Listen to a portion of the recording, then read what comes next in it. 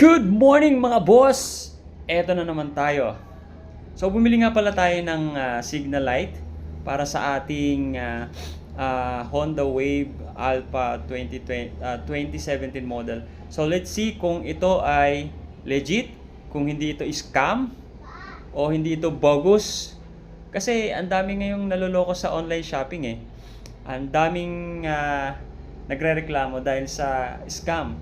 Minsan nagdodoble yung item, tapos hindi naman yun ang items ang laman. So let's see kung ito nga ay legit. Tignan natin. Okay, no-open na. Ayan, malapit na. Medyo tight lang yung pagkakatali niya, ay scotch tape. So okay naman so far. Okay naman yung packaging niya.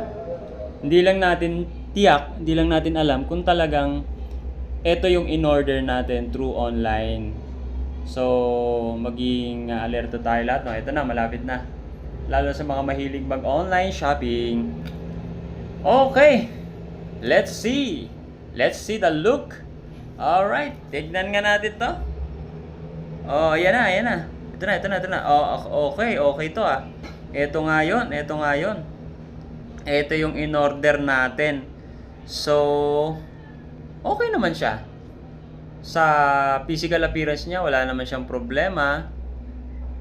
Doble yung packaging niya. May packaging talaga na dun sa mismong item at may packaging talaga na pang parcel. So, ito yon. So, ayan. Ino-open na ng ating kuya. Alright.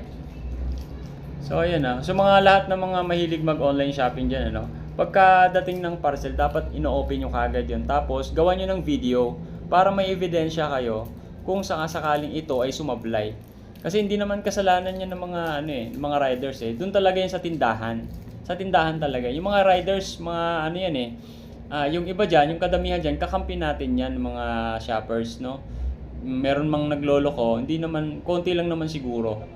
Yung mga siguro kasabwat din ng mga bogus seller.